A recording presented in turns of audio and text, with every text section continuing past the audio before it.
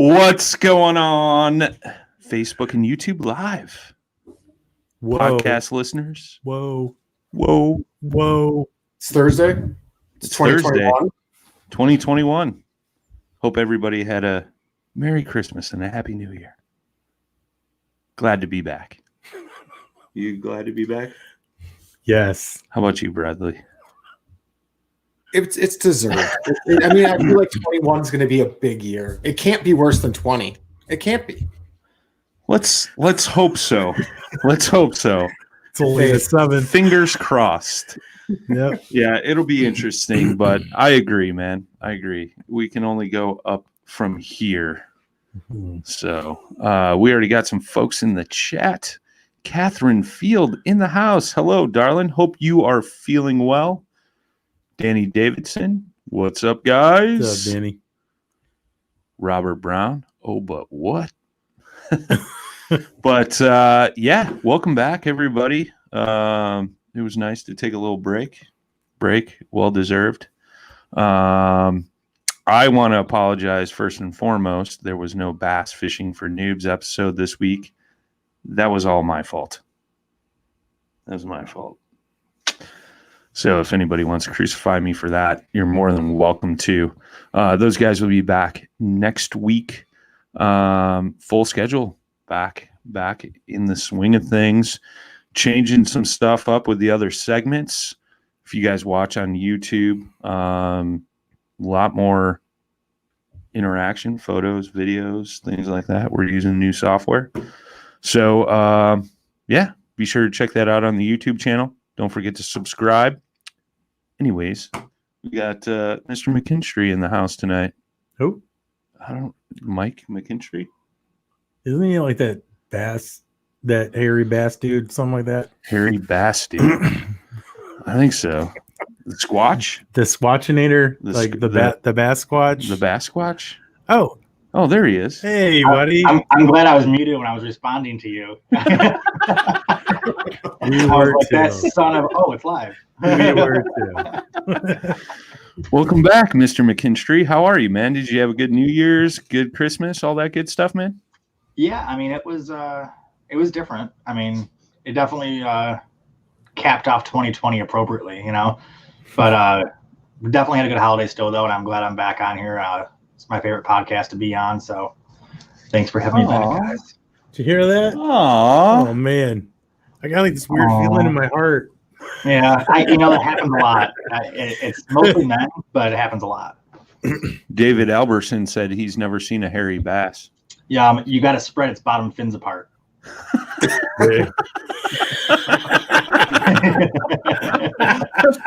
And we're off. Didn't last interview, did we have like a timer going with how long it took before like the weird comment started, which was like pretty quick. Just get out of the way. All I know is Jay was probably as red as the on-air sign by the end of the show last time. Dude, that was so funny. I waited until the end of the interview. I remember that Jay was just losing it. It just takes a little bit of flirting, and Jay just loses it. That's right. Just hiding it. I guess I don't know. It's hilarious. Well, welcome back, everybody. If you could go down in that lower left-hand corner, click that share button. Let's get an audience up in here, and we're going to be talking to Mike about the 2021 Bassquatch Hunter TV's season coming up. And I'm sure a few things in between. So, Mike, or around it, or after it, or just randomly thrown in. Yeah. Well, I saw a post from you the other day, man. Last season, Bassquatch Hunter TV was like what 1.93 million views or something. 1.9. I appreciate the pad there, but 1.92 million. Okay. We had 1.92 million viewers, and our season's only 6 months long. So that's a part that blew me away too. Is our first season, a brand new show for this network. It was our first time on cable, our first time on this network, and it's the first time the network had a show like this, where like we're a hybrid between outdoor adventures and fishing. So we're also the only show that isn't in the typical season. Like, so fishing season for cable TV is January to July. That's the first and second quarter. Hunting shows are the third and fourth quarter. So fall and winter. So my show is the second quarter and third quarter. So I kind of like went in like the middle. So I get the hunting, outdoor, camping crowd and the fishing crowd at the beginning of the season. So we kind of didn't know what to expect. And the network was, they argued with me for months when we were doing contract negotiations in 2019. And they were just like, look, we don't have any fishing shows that do that. I said, yeah, well, it's not really just a fishing show. So let's just try it. It's just, what's the worst that can happen, right? If I'm wrong, I'm wrong. We'll move it around for next year.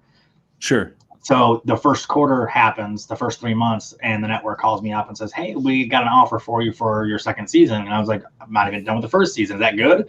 I ranked number 5 in the first quarter on the network, like the whole network. Nice. And I'm going against, like, dude, it was so cool. I'm going against, the Collegiate Bass Series, there's a Bass Pro series on there, an MLF series, I think, too. Like, there's some big stuff on the network, and some great shows on there, like Brush Pile and these great shows. And they were like, all right, well, obviously what you're doing works, so let's go ahead and renew a second season now and get that set up. So I did the same thing for this year. We finished off number 5 in the network, and we're the newest show on there, and almost hit 2 million viewers. I was like kind of watching the count the last month when the ratings were coming in. I was just like, come on, hit 2. Like, it's just an imaginary goal that I hit the last minute. I was like, I want to hit 2 now.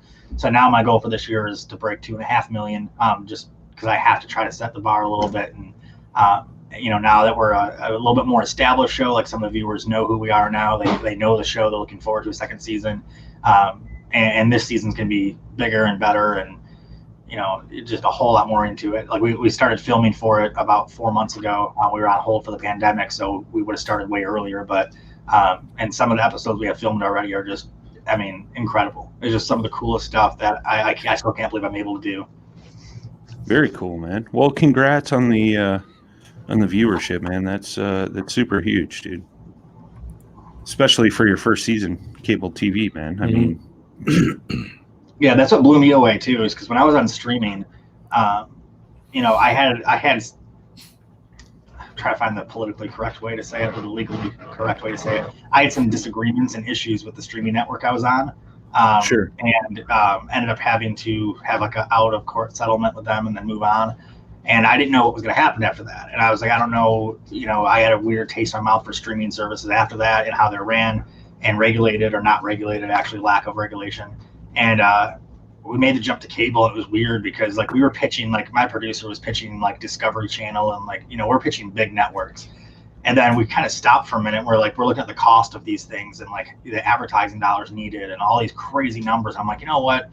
Let's just take smaller steps. Let's just see what happens. And we jumped on cable, and we had no idea what to do. We prepared for it to be the worst possible thing. We prepared for the worst, thinking it was going to flop, thinking that people weren't going to catch on to it or get it, and it was a different format. I mean, there's so many things, like some like little inside info, I guess. So no other show on the entire network has the content time I have, as far as how much time the content shows versus commercials. Also, I have the least amount of commercial breaks of any show on there. And again, I'm the only show in my category that does second and third quarter for airtime. So there's a lot of things that we're like, we're going to stand out, and it's either going to be terrible or it's going to be really good. It's going to be one end of the spectrum. We're not going to just coast in and sit in the middle, you know?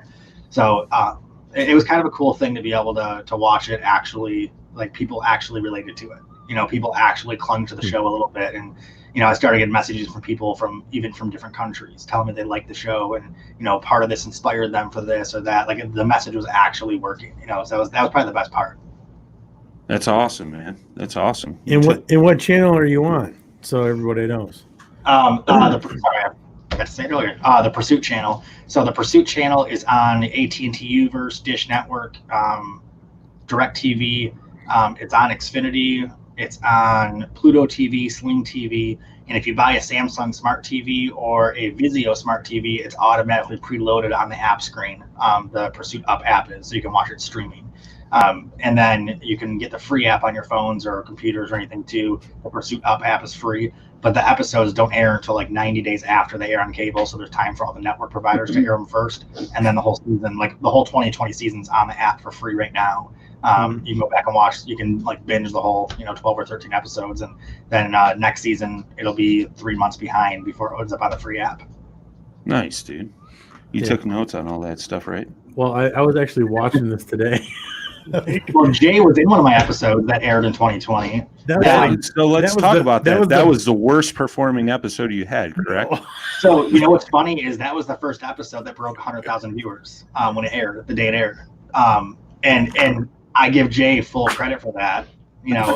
I found out, if you spend the big bucks and have the good looking models on board, it actually pays off. Like, I know there's a big shadow over the bikini fisherman thing. Yeah. When you put Jay on camera with a bikini on, I mean, you guys, it changes everything. My ratings went from like. You know what, Mike? You can stop right there. You're so welcome.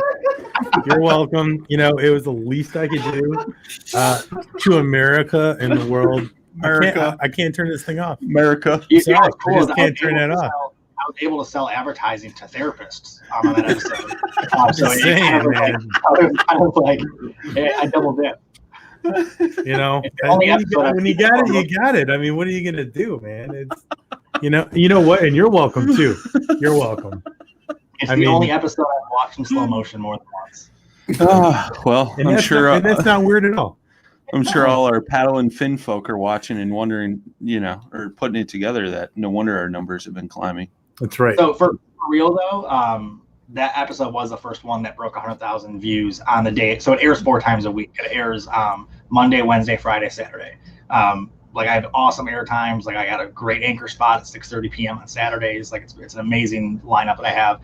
So the first day that I aired, it had 99 point something thousand views, and I was like, oh my god, that was huge. The next morning, it broke 100,000. Like the ratings finished, and it had over 100,000 viewers. And that was the first one that hit. I think it was my second or third episode. I have to look, and I forgot what order it went in, but that was either the second or third episode of the season.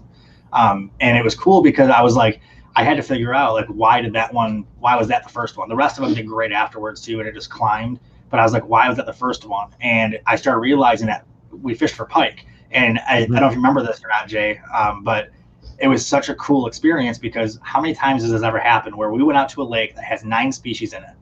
We tied on one bait and we targeted one species and we caught nothing but that species all day, and we had no problem catching them. They were just there. Like everywhere we went, they were just there.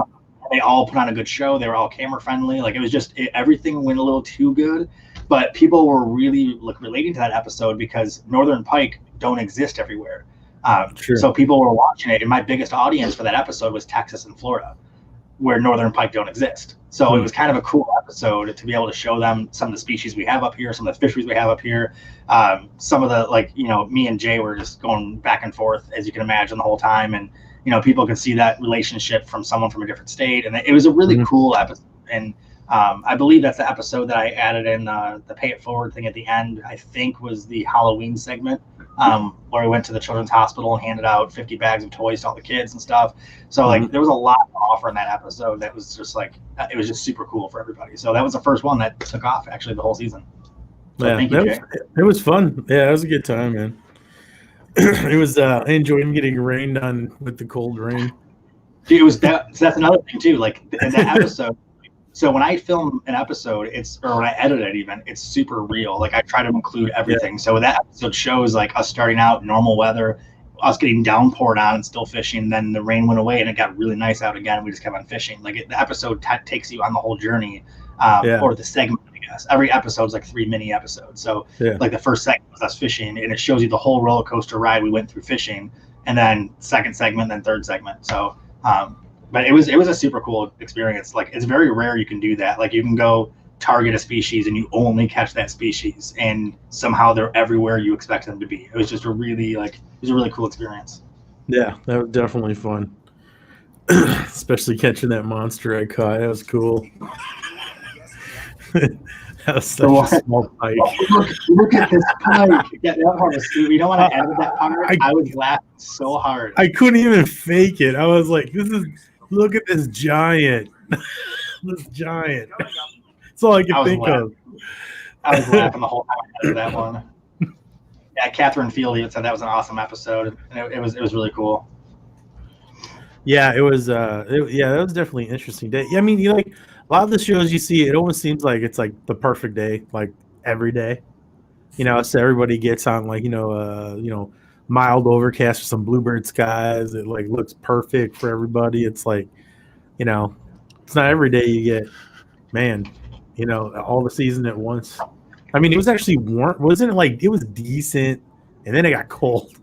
It was super warm, and then it rained and got really cold, and then it became like normal-ish after that. So we had like 3 seasons in one like fish outing, which is normal for where we're from. In Illinois and Michigan, like Indiana, Ohio, the whole area we're in, it's pretty normal to have 3 or 4 seasons in a day. I mean, it's not that. I mean, we've had 70-degree weather and snow in the same day here, so it's not that uncommon. But most fishing shows, and I'm not dogging fishing shows. I grew up watching them. I still watch fishing shows.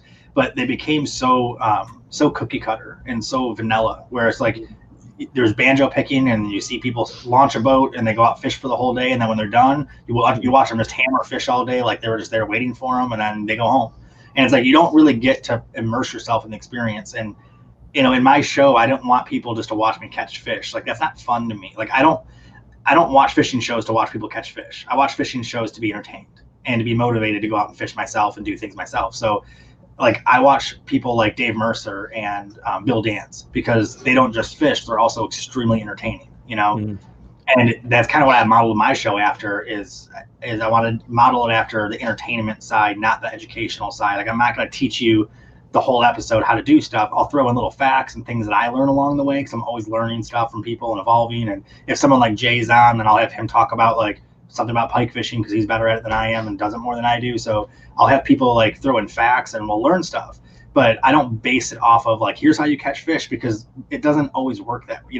Like if it works for me in the lake that I fish in, that's great. But if I tell you that's how to do it because it works for me in that specific lake and those conditions, and you go try it and it doesn't work, how did I benefit you? You know what I mean? And people don't look at that much when they're looking at facts on fishing. They're just like, well, this guy said use a wacky rig and let it fall and do this and do that. It's like, well, that guy was in Florida and you're in Wisconsin. So sure. You know what I mean? So I didn't like the educational route. Plus, I'm not the best fisherman in the world. I mean, plain and simple. Yeah. Like I learn every day, and I'll learn the rest of my life. I learn from everybody else. I learn from you guys. I learn from everybody. So I rather throw in little facts as I learn them, as I feel confident teaching them and sharing them, and just entertaining people and just making it about the adventure, making it about the fun, and not taking you on a banjo picking journey of me catching fish. But there's episodes where I don't catch fish at all because that happens. And, I'll go through the whole process of me switching baits and me getting frustrated and me trying new areas and the changing weathers and everything I can, because that's real. That's something that people can relate to because that really happens. So well, it's even like on that day. I mean, I was swinging for the fences. You weren't. And I was coming up empty. And then you all of a sudden caught a couple fish. And then I was like, well, time to change. So then I downsized, and then all of a sudden we were on the fish. You know, and that's how it works. That's why I like fishing with people that I can learn from too. Is that if it would have been the opposite, I'd have been like, wait, what are you doing different? Like, what's going on? Like, teach me your ways. You know, it's like, that's the fun part of fishing. To me, that's the best part of fishing, actually. Even when I go in tournaments, like I've been in tournaments before and people are like watching me hammer them. And I'm like, hey man, here, and I'll throw them a tube and go, here, this is what I'm using. Like, catch fish, man. Or vice versa. I'll be just skunking all day and someone will come by me and go, hey man, I'm using tubes. You know, and I'm like, thanks, man. Like, that's what fishing's all about. That's what fishing's all about to me. Like, it's not about being competitive. I mean, it is being competitive, but it's not being competitive like you want someone else to lose. You want everybody to win. And the more people have fun around you, the more contagious the sport gets, which is what we should all want, is the sport to be contagious. So, you know, that's why I like fishing with Jay too, because I mean, as you can see how we banter on here, even when we fish together, I mean, anyone knows this. When you get on the water, that's when you really get to know somebody, because you just let it go. You know, you just talk about everything. It's like locker room talk with no boundaries. And when you're out there with someone that you get along with, that you have like, you know, similar sense of humor with, it's just, you're not even really doing it. You're not fishing really. You're just hanging out while you're holding a fishing pole. You know what I mean? Yep. So it's a lot of fun. And I think that episode we did translates that really well and really kind of like shows that experience. Yeah, there's also a lot that didn't go in there. Too. Yeah, there's a lot of your trucker mouth I had to edit out of there, mister. Oh, yeah, there's the truth. I don't know. I'm innocent. Can we, Mike, is there if we play like a minute or two of this episode off your YouTube channel real quick? Yeah, do you have it lined up? Yeah, I got it lined up. I can. Go ahead. I can. Please tell me you have the part lined up where I have to put a fish over his mouth so you can't see what he's swearing about. No, I just got the beginning of the video. We'll just play like that first little clip here real quick. Next, it's just Bassquatch Hunter TV. So I'm here with Jay Randall from Jackson Kayak Fishing Team from Illinois. He's a fellow Midwesterner, and his specialty is toothy critters like pike. So he came all the way out here, and how far drive was it for you? About 5 hours. About 5 hours. So you're doing 5 hours. Oh, how much does it cost for good internet? What are you most excited about, man? Just first time fishing these waters, first time fishing in Michigan for pike, right? No, I've actually fished Michigan quite a bit. I've never been in your neck of the woods, so this will be interesting. Notice how similar we are in size. 40 inches. 40 inches. So our goal you're today both short. is to find the pike spot. It's because I was in a hole. And hopefully get this guy on something over 40 inches out here. So water and get some toothy critters in the boat. My name is Mike McKinstry. This is all Mike's friend. Yeah, that's all. Yeah, Right. after the intro is good. You know what's funny too? Whenever I edit and that intro starts, I'm like, I cringe because I'm so sick of hearing that intro at this point. I'm so sick of hearing my voice on camera after editing for 40 hours. I'm just like, and I mute and skip it. And How many, like, you know, it's funny. I bet it took you a while to even get that thing together because you were like, no, it's too long. You know? I just redid the intro for this year and I just swapped out some clips, and it's so dumb. It's a minute-long intro, and I only swapped out 3 clips or 4 clips, maybe the most. It took me probably 3 hours because I needed it to be perfect and really, like, you know, showcase some things. And it was ridiculous. Put some auto-tune on your voice. You know, I did that for my vlog intro. When I did my vlog intro, I wanted to make it super weird and cheesy, so I did like an octave. Like, oh, here you go.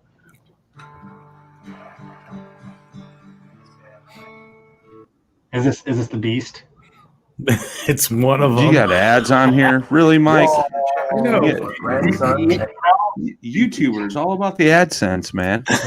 You know, my girlfriend needs new shoes, man. Well, you get the gist of it, man. It's I enjoy your show, man. It's like you said, it's really not only is it entertaining, but the learning aspect of it too. And I think it's cool that you highlight a lot of different things along the line too. It's not just bass fishing or just pike fishing. You do many different things, and I think that's what makes you definitely unique for sure, man. So kudos to you. Thank you, man. What's your favorite episode you've seen? It'll be the episode that I'll be on with you, which is coming in the 2021 season, I was told. We were discussing that, Mike. Like, I was already discussing your content. So I have 7 more episodes to film for 2021. I just signed a contract. It said Bassquatch Hunter TV on the top, man. Yeah. Jay spelled it with the letters backwards and crayon. And you're like, I'll sign it. I mean, just I was thinking fly fishing, with the kayak. So here's a cool thing. And I've never talked about this yet, but I've never fly fished in my entire life. And this season, I am filming a fly fishing episode. I've never done it before in my life. If you fly, do you fly fish? Oh yeah, Sure do. Like you're good at it, like you know how to do it. Yeah, he is. Okay, because I don't have no idea what I'm doing. So I understand the concept of it, and I've cast at a trade show before, so I know how to lash or like how to pull and cast a little bit. But if you know what you're doing, I need someone that knows what they're doing, so I don't want to snag myself, and that's what I'm afraid of doing. Oh yeah, that always feels good, dude. I feel like I'm just gonna whip the back of my neck with it every time. So you know what? Can I come with? Yeah, I'll be doing the journalistic recording, off to the side. You're like, this is gonna be great. Just getting some streamers, dude. Oh, that's funny. These streamers with a stinger. Oh, you'll love that, Mikey. Do it in the wind. Oh yeah, the wind is brutal. For real though, I would love you guys to come out for that. It'd be a lot of fun, and we can. There's plenty of great rivers out this way too, or there's plenty out your way too. Actually, Oh yeah, I have an idea of a river. I have not, especially if you want not even much of an adventure, but I got an idea of a river. All right. Especially if you hit it at the right time of year. yeah. Where's it at? What area? Wisconsin. Okay. He's like, Home of the cheese. that's not going any further than that, I'm sure, with Brad. He's like, Wisconsin. You know what it is? If you know what I'm talking about, you know what I'm talking about. If you don't, you'll figure it out on the episode. All the listeners in Wisconsin just crank the volume right now. It's only a 14-hour drive to Wisconsin compared to what 5 or 4.5 to you, Jay? 4 to you? I'd be okay with it if you wanted to go to Wisconsin, Mike, this time around. I'd be okay with it. I'll do it. How far is Wisconsin from where you're at, Jay? Well, it depends. I think if we're going up towards probably what Brad wants to do, 3-4 hours probably. It depends. It depends. Yeah, I don't really know where he's going if we stay too much. But Are either you- way. Are you only 4 hours from me, Jay, right? No, I'm 5 hours to you. Okay, so it's about 9 hours to Wisconsin then. For you? It depends where you go. Well, in not Wisconsin. really. I Carry think- the one. Madison is You know what? That Hold was on, Jay's got to take his shoes off. this to count. this was the corridor underneath Lake Michigan from yeah. I know what that means. Us Midwesterners, this means going under the lake. yeah. That's a thing. Yeah, it is. Like you go this way, or you take a ferry and go that way. Yeah. So you go through the Indiana corridor, or Well, Chicago was 4.5 hours, and Madison, Wisconsin was about 13 hours, I think, or 12 hours when I went there last. it should only be like No. 3 hours. I don't think it's that far, No, dude. no, It's no, only like no, 3 hours maybe from It was Chicago. 9 hours to Madison. I'm thinking of when I went to Minnesota. That's Yeah. right. When I went to Madison, it was like 9 hours. Yeah. I mean, it sucks to drive for sure, but Shouldn't be that far. You I know. maybe I'm 6 or pretty sure I can 7. make to Chicago in 2. yeah, you want to catch fish or not, Mike? Yeah. Jeez. Come on, I Mike. got 4 lakes in my neighborhood, with it. bro. Do you want to I- hit that 2.5 million mark, or do you want Yeah. to stay at 2 million? Right? And What's all, it going to be, Mike? and all I got to do is make a cameo. I can drive 4 minutes and catch fish, though. You know? Touche. Well, I'm Touche. sure we Are can you gonna talk catch about it them on fly offline. No, that's We'll true. figure it out. Yeah. We need to do a fly episode though, for sure. Like we'll discuss that over the next couple weeks here. We'll figure out the logistics. Yes, or I might even take. I might even be able to even fly over there for make it easier, because there's a lot of. We'll talk about it. Just take the ferry, dude. It's only like $140, right? Yeah, Like it's one something way. ridiculous. Out vehicle. It's $140 one way for the ferry. Yeah, Without oh, your yeah. car. I think that's just you, like just your body. Oh, it's not even the car, too. I think it's cheaper to. $50 a rod. Yeah, it's cheaper to FedEx myself. It Yeah. might be. So So got good LTL rates. We'll put you in a nice crate. There you go. Maybe a couple breathing holes. Maybe. So I'm Mike McKinstry, and I'm here getting shipped over to Wisconsin. Yeah. I'm currently in the back of a semi. In a GoPro with a GoPro on YouTube. There's a guy that did that. He shipped himself somewhere, and he Yeah, I remember seeing that. Yeah. it was crazy. Oh, It can be a man. great part of your episode. I'm just saying, man. I mean, I don't know. It sounds great to me. Yeah, the last time I ordered something in the mail, it took about 2.5 months to get here, and it was an hour and a half away. So I'm good with shipping myself. No, let's ship them to the east side of Joliet. I'll pick them up. Oh man. I call it like Castaway with the beard down to here. And volleyball on my arm. No, you'll probably be lost and shit, man. Oh, well, you said you already filmed some episodes for 2021, man. I mean, what kind of juice can you give us on that? So I'll spill some beans here, actually. So we have 4 episodes fully done right now, and then the next month we'll have 2 more of them fully done. We're doing pieces right now.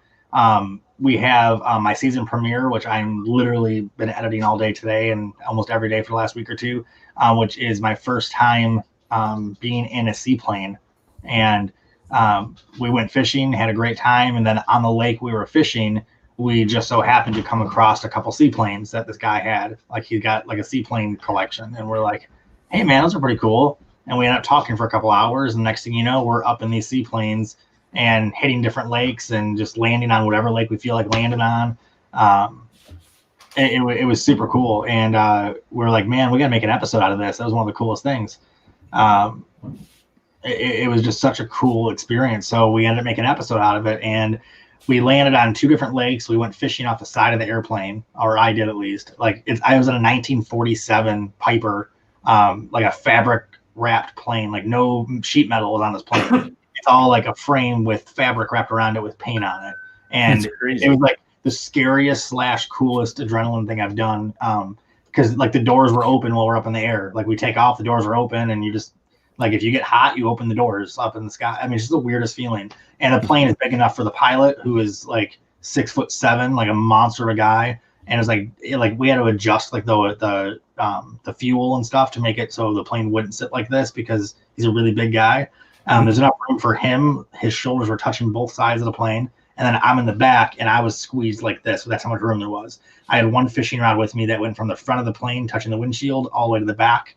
And that was all the plane was. I mean, it was such a weird, like, amazing, incredible experience. And fishing off of it, like, we fish off kayaks, so we're used to being close to the water. But when you're standing on a floating pontoon of an old 1940s airplane, and fishing off this, I mean, it was so peaceful. It was so cool. And it was just like, I don't know, there's something about it that was just like incredible. Like, I'm gonna do it again. Like, me and the pilot have stayed in touch, and he was like, man, that was so much fun. I'm like, you had fun, dude. You do this every day. Like, I had fun. I'm doing that again.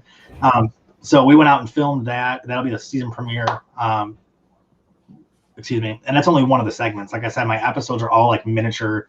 I like to think of them as miniature movies, because I try to do like a climactic roller coaster, where it's like there's a climax to every segment, then it goes back down, so you can go to the next segment, then there's like something really cool that happens, or something that's like, there you go, there's a picture of it right there. You're pretty fast on your searches there. I gotta be careful what I say. Trying, man. Trying. You kind of caught a bigger bass than that, dude. You know how hard it is to fish on a plane? So like, here's the thing, like no joke, like, I did a vlog of this too that you can see on YouTube. That plane drifts so fast. It's so light, and it's obviously like a big wind sail, pretty much, literally. And you can't stop. Like, you can't go around the shore and like follow the contours of the banks. Like, you can't really fish spots. You just land and you fish before you fly into the shoreline, because then you get stuck because you can't do anything. So we were like landing and fishing wherever we landed. Like, I didn't know how deep it was. I don't know where we were in a lake. Like, I'm just on a body of water. I'm like, what lake is this again? He's like, I'm not sure. Hold on. I'm looking at maps. I'm like, all right, I'll throw a line right here, So like, we were just lucky we caught a fish. We caught one bass, and I was just like, man, that was the coolest. I caught a bass on a plane. Like, that's it. And he's like, cool. We had to start it up and like I don't want to say dry. I don't know how to start it up and like move on the water about 15 or 20 times, just to try to stay from hitting the shore, before he was finally like, hey man, we're done. Like, we're going to run out of gas, just moving the plane back to the middle of the lake again. So it's super hard to fish out of a plane like that. Like, it was super difficult. And obviously you're stuck to fishing in the biggest part of the lake too, because that's the only place you can land. So it was awesome, man. It was such a cool experience. And that's the season premiere. We kayak fishing out of a plane, and then we gave away a kayak to a Detroit fireman during the pandemic. So that's the first episode. It's super cool. Second episode, we're finishing up on Monday. It sounds weird, but like, it's probably like the least exciting for most fishermen, I guess, but it's the most exciting thing that I've done so far because it's something. Yep, there we go. Giveaway to Danny Peters. That guy is such a cool dude, man. His girlfriend entered him in that contest, and he kind of wrote it off because he read a bunch of entries and realized like there's so many people that deserved a free kayak. He wasn't going to get it, but he didn't know I was just going to do a random name generator to pick the winner. So when he got picked, he had no idea it was coming. And there's a vlog of that on my YouTube channel too. And you guys got to see that video. It's so funny because his reaction, he was sleeping. He wakes up. I posed as delivery driver, had the kayak wrapped in moving blankets, and he walks out and told me he had to sign something to get his furniture that his girlfriend ordered because she was in on the whole thing. He comes out and he's buying it the whole time. He's like, oh, that's weird furniture under the blankets. All right, whatever. And he starts to sign it. And he looks at the paper and it says, you just want a kayak. And he's like, no way. And he turns around and looks at her. It was such a cool, it was such a cool experience, man. Like we talked for 2 hours after that. Like, it was such a cool guy. But yeah, that was a lot of fun. But the second episode is it's something that's so cool and different, and this is exactly what my show is about. It's not just about fishing; it's about inspiring people to get outside and just find an adventure and follow your passions and just do cool things, like just have fun. And second episode is just a great example of it. I got to take a professional or a newly retired ex-professional hockey player fishing for his first time in a kayak, and he's a big monster of a guy. And took him for his first time bass fishing out of kayaks. He's not used to catching bass. He caught a monster. It was a blast. We had such a good time. And then, so this is the second segment of the show. We go to a hockey factory where they make goalie gear, and it's like the #1 manufacturer of goalie gear in the world for professional hockey. And they had the pads right there on the screen from Mighty Ducks that Goldberg wore. And Mighty Ducks signed by the whole cast, Emilio Estevez, Joshua Jackson, everybody. And they were small on me, but not too much small because Goldberg was a really big kid. So I got to put on Goldberg's pads that's at the office there for Vaughn Hockey. But so the second segment of that show, we took them fishing. Then I go to this custom goalie manufacturer, and they make me a full set of custom goalie pads. I go through the same process all the pro NHL goalies go through, all the sizing and designing. And I designed everything, the coloring, the stitching. They made these things custom fit. Every piece of the gear is custom fit to me and to the colors I wanted.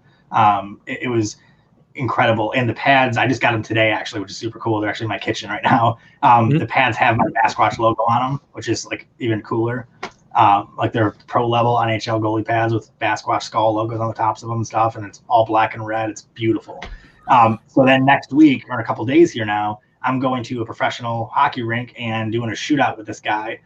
So I'll be in his world, and 95 to 100 mile an hour slap shots is what he was clocked at when he was training 2 weeks ago. So it's going to hurt bad, and I'm going to get embarrassed, but I played hockey for 34 years now, so it's a huge passion of mine. So the fact that I get to even be in this environment, the fact that I got to be in the offices of Vaughn Hockey and get to get custom goalie gear that I would never been able to get any other way. I got to see the history of all this stuff and touch the pads of all these pro goalies. And now I get to go to a professional ice rink and get to play hockey with a professional hockey player. I mean, it's literally one of the coolest things. And it's funny because a lot of the fishing crowd would be like, oh, cool, hockey, whatever. But the show isn't. I mean, as much as views matter, obviously, views, numbers, analytics, those all matter. But I don't do my show or my YouTube or social media to get views or likes or subscribers. I do them because I have fun and I like to share it, and I want people to have fun too. And I want to show people how much fun this could be. And people get inspired and do it themselves and go, hey man, I saw you do this, so I did this, and that's the best reward. So the people who can relate to this even aren't the ones that are necessarily hockey players, but the ones that are like, man, that's so cool. You had a passion for hockey and you tied it into fishing somehow. And you had a blast and it looked like a lot of fun and you got embarrassed like crazy on the ice. I want to go do something like that now too. And that's what the hopes of every episode is. So the second episode, very different from the first one, very unique, it's going to be very interesting and very funny. We have a lot of really cool little things planned that I can't disclose yet, but a lot of funny things in the episode that are going to definitely make you laugh too. Nice. Especially the fly fishing one. That should be pretty good. Two and a half million views. Yeah, alone. we're at the airplane professional hockey players, but we're going to go fly fishing with Brian and Jay and Brad. You really don't need anything else. I think you're good. I'll bring the swim skirt for Jay. That's hilarious, man. Can you wear one of those bikinis with the built-in skirt, just so there's that mystery, part? He's talking to you. Yeah, that'd be great. Brian's like, that'd it be ain't me. Ain't me, bro. Yeah, I'm so thankful all you wonderful human beings on this show. I just want to throw in there, Aaron Steiger said you should take the plane to Wisconsin. Yeah, so that was kind of where I was getting at is I might talk to the seaplane guys and be like, hey, man, can we land on this river or this lake out in Wisconsin? Yeah, he's gonna like fly over Lake Michigan? Hell no. I mean, and that's a plane. These planes only go like 75 miles an hour, 150 maybe, 100 miles an hour. Like they're not fast. That's why it makes it even scarier. Like you think a plane going fast is scary for some reason, but it's really not because it's normal almost. We're used to planes going 200 miles an hour plus. This plane goes slower than my car, and you're 200 feet up in the air with the doors open. It's really a weird experience. I don't know, man. Lake Michigan's a sketchy lake. However, though, I mean, 75 miles an hour, that's 75 miles an hour faster than typical Chicago traffic moves. So, I mean, you're ahead there. That's true. You're ahead. So I wonder, I'm being serious. I wonder if that plane can make it over Lake Michigan. Like, I don't know how much gas the thing holds. I don't know how, I don't know if you have to land in Grand Rapids from here and like do a 3-hour thing, land in Grand Rapids and then fuel up. And then, I mean, it might not be, cost efficient, but it'd be kind of a cool journey to do. Pursuit Channel TV host dies in Lake Michigan. Thanks for putting that out there, man. don't put that in the universe. At least it's a seaplane. You're over water. Just land. I mean, you'll be fine. Yeah, I mean, There's as long as the waves aren't 15 feet tall, yeah, you'll be good. Yeah, as long as you don't get any winds out of the north. Just because it floats doesn't mean fall out of the sky is still a good idea.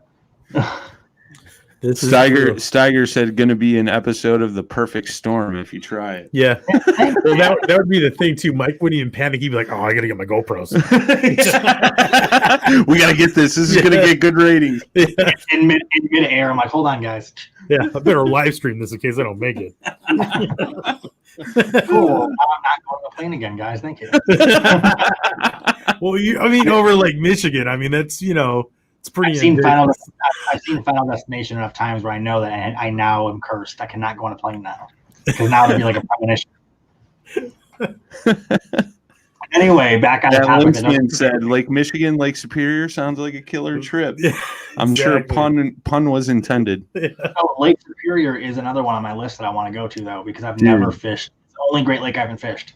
I've been in a kayak. I've never Great Lake but Superior. I've never fished it, dude, but I've spent a lot of time up in the UP, and it's just so beautiful, man. And deepest lake out of all the Great Lakes, and it holds some monster trout, monster smallmouth, like just holds fish, man. Yeah, I've only seen it a couple times up by Lutzen in Minnesota. It's pretty nice. Lutzen, eh? I fished up by the Lushino Islands over by Mackinac. Yeah, I fished out that way, but I just haven't been able to. I want to kayak Lake Superior, and that's the part that's kind of sketchy. It's not really a kayak-friendly lake, so I might not be able to kayak it. I've heard there's spots like little coves that you can kayak. Picture rocks, man. Oh, yeah. Well, yeah. Well, obviously, like Munising area, like obviously that area, but that area is not even like. I don't even know if that's a good fishing area. Like I don't even know if that's like a fishable. There's fish.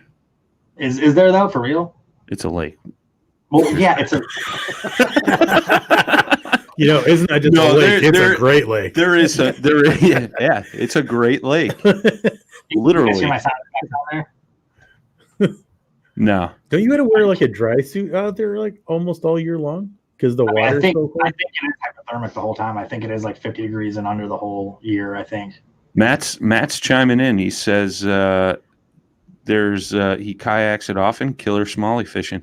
Oh, really? Okay. Yeah. I have a lot of friends that do picture rocks all the time, and I always see pictures of it and video of it. I've never been there myself, and it doesn't look like an area like that's.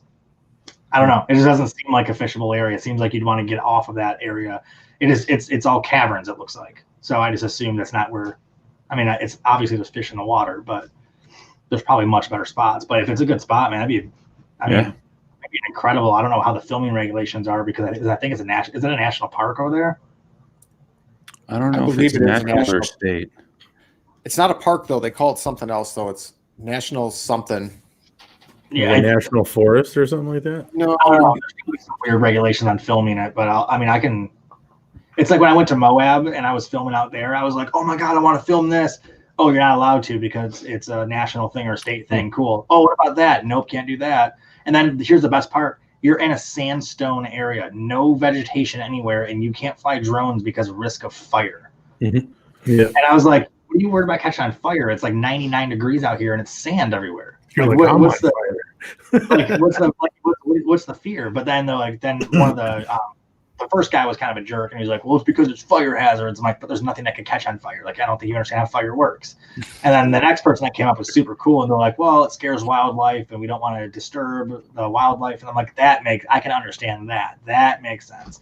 So I know there's like weird restrictions on drone flight and filming in general in certain parks and stuff like that. So I'll have to look into that. But I mean, pictured rocks in the wintertime even, man. All the caverns are ice caverns. And I've seen some amazing footage from out there on the ice. Like even if it freezes this year, I'll probably head up there. Just, last year we didn't have safe ice down here until like maybe 1 week in March, and that was it. So this year I'm going to go up north and do an ice fishing episode, and I might even go up to UP depending on how the winter goes. Yeah, man. I like it. Yeah, Pictured Rocks is a national lake shore. What does that mean? Your guess is as good as mine, my friend. I'll have to ask my producer to do some research. I would have your people call their people and have them figure it out. It's like the lingo of the North from Matt. Pictured Rocks, National Lakeshore. Yeah. We can work with that. I'm assuming it's a national park, but there's just weird restrictions when it comes to filming. It's weird. Like you can't film in Canada unless you use a Canadian film crew. Like, so we were trying to film an episode on, because I wanted to cover all the Great Lakes. And I was like, yeah, we'll just go to this side. We'll go to the Canada side because it's a lot easier to film on the Canada side over here instead of having to go to New York to film over here. And they're like, yeah, you can't bring a film crew to Canada. I'm like, what do you mean? And they're like, you gotta buy all these permits to be able to do that. You got to do all this and that. I'm like, are you kidding me? Or you can just hire a Canadian film crew. And I was like, it's a like holy crap. Like they just know it's like a government ran thing. Like it's a Canadian film industry thing. That's why a lot of films are done in Canada. Like big films are done in Canada because you just go there and you buy the crew, you buy everything, and just use it all in Canada. It's all inclusive. It's like a package deal. So like we were looking at filming, and it's New York to go to like Rochester, New York, or like to go to the upside of New York to go film on that side.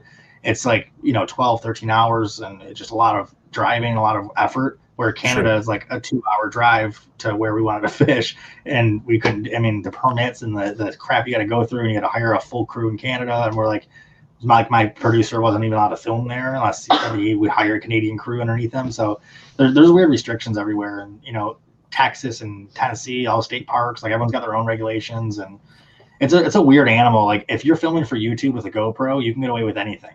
Like you can just walk on GoPro all day, but as soon as you pull out like a big boy camera where people notice it, then all of a sudden you have to have permits, you have to have insurance, you have to have like permission, all these things in place for a reason. But so it just changes things. So when I always get messages from people going, hey man, you should come here, come film here. How come you're not coming here and filming? I'm like, well, because it's a big ordeal to do it. Like I have to pull permits, I have to plan things as a crew. There's like budget, there's everything involved that I can't just go, let's go there and go fishing. I don't just bring a GoPro anymore. Like I kind of miss those days of YouTube where, all I'm doing is filming with GoPros and I can go anywhere I want. And I don't need camera guys, and, permits don't matter because who cares if you're filming for YouTube, It's like, it's so different now. It's like everything changes. And then not only does that change, but now you have like a network involved. And then they have their set of rules. And, it's just, YouTube is kind of lawless in a way. Like it's kind of like the Wild West when it comes to streaming or YouTube or anything like that. When you go on cable, then you have FCC, you have regulations, and you have like it's just weird. Like the TV process was a huge eye opener for me too. Is the behind the scenes stuff that you guys don't see, like as viewers, like the people don't see. It's like I have to go and pay an order for closed captioning because that's like an FCC regulation. I have to provide closed captioning for all my episodes. Like the TVs don't do that automatically. Like the shows have to order that through companies that do closed captioning and provide it like in separate files with my episodes. And then my songs that I buy and my music licensing, even if I write the song myself and record it myself, I have to write up my own license to my show for me to use it in my own music and provide that to the network so they know they can air that without getting sued. And like it's just like this, there's so much that goes into the regulations, and and they catch everything, because there's times where I've like played a guitar chord in a background just to have like an ending to a song, and I get a message from one of the quality control people at the network going, hey, there's a sound that we don't have on record. What is that? And I'm like, oh my gosh, are you kidding me? Like, just cut it out. Like, it's not worth it. You know? Yeah. So like, there's so much, like, when it comes to like traveling, like doing a fly fishing episode in Wisconsin, like I would have to coordinate with camera guys. I have to coordinate with my producer, coordinate with where we go, possibly their film bureau or tourism bureau, depends on where we're at. If we're at a park, then I most likely can't do drones or anything like that. You know, it's like there's a lot of logistics involved. And then I have to get all my gear there and, you know, make sure all the brands that sponsor the show are represented correctly. And, you know, it's just like it's a really big ordeal to travel. And, you know, that's why this year the pandemic slowed us down so much, but it was kind of a blessing in disguise because we get to film a lot more locally and kind of explore more like within like, you know, the Midwest, just driving distance, no flying really. And it kind of made me realize like how much easier it actually is to do that versus when I go to a different state and I got to deal with all the paperwork, you know? So it's, you know, there's a lot to be said about the work that it takes behind the scenes that I had no idea what I was getting into, you know? That's very cool, man. You ought to go fish that in the Muskegon River and the salmon run, man. Yeah, so I did salmon last year, and we went up to Tippy Dam, and we did Lake Michigan, we did Platte River, and we did the Tippy Dam, and it was such a cool experience. But I'm not gonna lie, Lake Michigan scared the crap out of me. Like we had fog roll in, and it's in the episode, or a small part of it. There's the fog rolled in, and we were out there in kayaks, and you couldn't see the front of your kayak anymore. Like you had no idea which way shore was. You had no idea if there was boats coming through the fog and hitting you. Like there was a boat that came through the fog and almost took one of my buddies out without, like, there was like no notice. It was just like a boat coming, and you have 1 foot visibility, and then it cleared up like 2 hours later, but it scared the crap out of me. I was like, man, these big lakes, like, you know, Lake Michigan, Lake Erie, you know, Lake Huron, like all these great lakes, you don't realize how, like, you know, threatening those lakes can get like this, you know? So salmon runs are definitely more of a river thing for me from now on, for sure. I want to do them on fly. There was a guy doing fly fishing for salmon when I was out Tippy Dam. They were catching like 30-inch trout or salmon, I mean, on a fly rod, like no drag. Like, what are those called? The fly rods with no drag or anything? They're called, there's a certain name for them. Tenacara rods or whatever? No, it was like a term. If anyone on here knows it, comment it on here because it's gonna bug me. But he kept on saying, if I heard it, I would know it. It's a name of a fly rod that it's just reels one direction only. There's no drag. There's no nothing. Like it's just like it's a stick with a reel on it. And I think Mike's making things up. When you look at Mr. Fast Google, man, Google it. Mr. Fast Google, man. Oh boy, let me see what I can find here. No, I was just mentioning the Muskegon River just because I happened to catch it one fall, and these guys were throwing like, I don't know, it's like 10-foot ultralights, but they were just drifting worms. And dude, these fish were huge, and they're jumping out of the water. I mean, the cinema, you know, the cinematography you can get out of it, you know, just all the video. Center pin. Sorry. Oh yeah. Okay, I got you. But it's pretty amazing, dude, to see these giant salmon. I mean, giant. What do you do? I missed it. I did too. I Googled it and figured it out, so I did the phone drop. Oh. Touche. Me. That's all right. Me and Brad laughed. Leave it to McKinstry. It was a little moment. Yeah. It was his moment, dude. He just took away from his moment. Yeah, that's, you know. You know, God, we're almost at the end of this. Yeah. A famous philosopher once said that you only get one shot. And I forgot the rest of the speech, but are you quoting Eminem? I was just thinking. He's like, you know, 8th Street or something. 8 Mile. 8th Street. I don't know, dude. I'm not from Detroit. Oh my god. I'm not even an Eminem fan. I mean, what do you want, dude? Oh boy. You know, all of a sudden we're about beef. He's gonna be rapping about me now. Jeez. Oh, yeah, that's gonna happen. Yeah, I know. Gonna get end of Paddle and Fin and go, I need to do a rebuttal whole track just to Jay because Jay said he doesn't listen to me. That, you know what? It could happen. So I challenge you, Em. Yeah, you see a dish history. Yeah, take that diss. Yeah. Boom. How do you like that, Jay Randall? Oh Jesus. So when does season 2 start to air on Pursuit Channel? Season 2 airs in April. The first week of April will be the the plane episode, and then the second one, and it could be the second or third because it all depends on how everything else pans out, will be the hockey episode. Third one is going to be a Louisiana episode. Nice. We're also finishing up some like B-roll footage for that.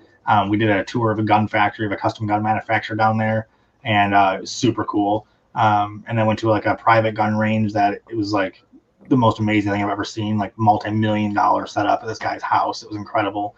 And it was a lot of fun. That should be a third episode or second. Those might flip-flop. And then the whole season is going to be incredible. So what are you putting up here? Yep, there you go. Man, you're so fast at finding stuff. That's kind of creepy. Hey, man. Yeah, he's stalking your public page, Mike. So this gun manufacturer happened to make like those. They made a tribute gun for the president. So they that's just like one table. Like this whole place had thousands of custom guns they were building at the time we were there even, and they just rotate all day. Like everything gets wiped out a day. It was such a big operation. It was incredible. Dimmer 1911. Yeah, that's a Desert Eagle. Yeah, I was just gonna say, but the ones that were on that table were 1911s, right? Yeah, those are all 1911s. Yeah, those are all 9mm 1911s. That You one know is what's funny is as Mike shoots this, he falls backwards. You know what's funny is, no joke, I've never shot a 50 cal pistol. I've shot rifles, but not a pistol. And I was like, man, this thing's gonna hit me in the face. I'm like, you better film it because I gotta get it on camera if it hits me in the face. And you can see right here, I think it's slow mo. Yeah, the shell hit me right between the eyes. Like, like in that gun. So that's my. They made that custom for my buddy, for my photographer I use, and he told me, he's like, I've shot that thing 30 times since then, and every single time the shell ejects and hits me straight between the eyes. Every single, like, you can't help it. It just ejects straight back for some reason. That's and hilarious. it's a big shell, and it's really hot. So when it hits you, it's like it means that he had little marks on his face from that trip. It was so funny. But yeah, that episode is gonna be super cool too. And the guys that own that gun shop are just like, they deserve their own show. They're actually like best friends with the Duck Dynasty guys. And we got to drive. The Duck Dynasty guys grew up with them. They're right down the street. Like, we got to drive past their place and everything. But it was such a cool episode. But there's a lot of really cool stuff planned for this year. And then we're still filming. I mean, we still have 8 episodes, I think it is, left to film after the spring, or after the winter. 7. We already got. We are filming 2 ice fishing episodes this year. So I did one last year and the year before. This year, or sorry, one the year before, and one the year before that. Last year we didn't have safe ice pretty much the whole year. Sure. So this year I'm filming 2. So I'm going to probably go up north and do those. I think you probably already have safe ice up in Wisconsin. Probably have it where you're at too in Illinois. Yeah, I was out last night. We had about 10 inches. Oh, Jesus, man. We have, I think the lake behind my house is at like 1.5 inches, maybe 1.5 inches, but it's like a slush top right now too. So even that 1.5 inches of ice is still like, you could probably throw a rock through it. So I'll probably go out with a spud and check it maybe in 2 weeks, I'm hoping. Right. And if it's not good, I'll just drive 3 or 4 hours north and we'll have 10 inches ice up there too. So that's probably equivalent to where you're at. Yeah. But yeah, I'm going to try to film 2 ice fishing episodes. We have a guy that does spearing for sturgeon up north that we might hook up with. Very cool. I'm not really into spearing fish, but at the same time, I'll fish for sturgeon because that'd be kind of cool to do through ice. And then there's a guy that does muskie through the ice. That was also pretty. I mean, I can imagine doing muskie with an ice fishing rod. Like, I don't really know how that would work. Like, I've done pike with ice fishing rods, and I just got, I don't know if you guys saw it today. I just got a box of ice fishing rods in today. Abu Garcia sent me like a whole like insane setup of Berkeley ice fishing baits and a ridiculous amount of ice fishing, like every model, like every medium light, heavies, 24-inch, 27-inch, 28-inch, like everything. So I'm like, none of these rods can hold a muskie. So I'm not really sure how that works or how people fish for muskie through the ice, or if they use Is that the only way to do it? Usually that's what they do. Tip up fishing. Would it be cool to do it with a rod though? Absolutely. Well, I mean, they fish for browns on Lake Michigan with automatic fishermen and jaw jackers. Those are all rod and reel and automatic hook setting devices. Yeah. Yeah, those are kind of hybrids of a tip up. Yeah. I prefer those. It's much more fun to fight a pike on those than it is like a regular tip up. Yeah. Yeah, like tip ups are cool. Like, I use tip ups too, but like Like Berkeley has these the round ones. I like those a lot, the insulated ones, so it doesn't freeze over. Tip ups are cool, but it takes a lot of the like. It's fun like sliding across the ice and grabbing them really quick and reeling them in. But like I like the fight of like the ice rod. I don't know what it is, but like it's just even if it's a small little bluegill, it's so much fun to fight on an ice rod. You know, it's like it just gets like a little bit of excitement going. Like tip ups are just they're waiting for them to pop up. You know, you're just not really doing anything. You're not jigging. You're not like it's not really a lot to them. No, yeah, set them and forget them.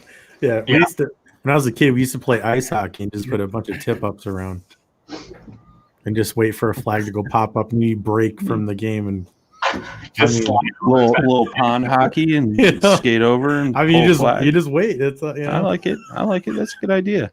Play a little football on the ice. It's funny. It works. We're gonna have to do that.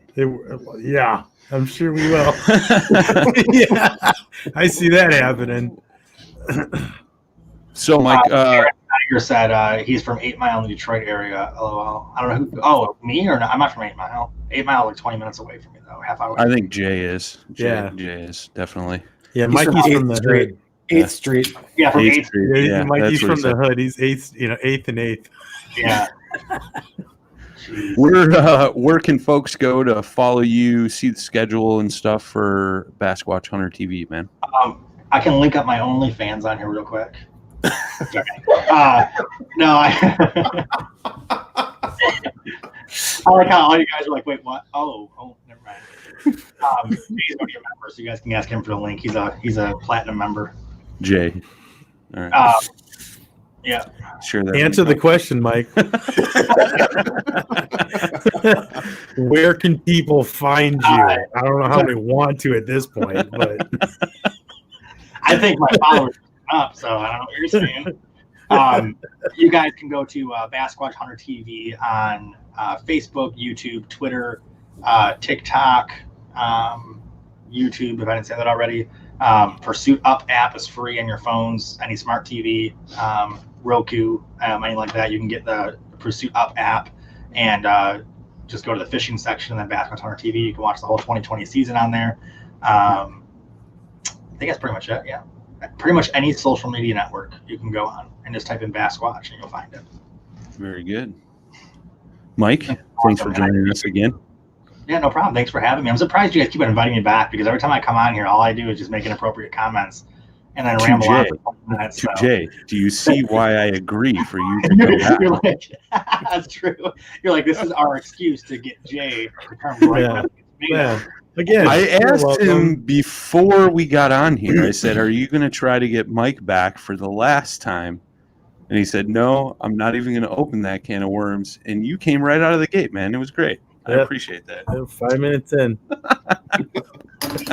You know, I don't do a lot of things great, but there's some things that I'm just, I just do right, Yeah, this is probably the only one thing I'll give you that.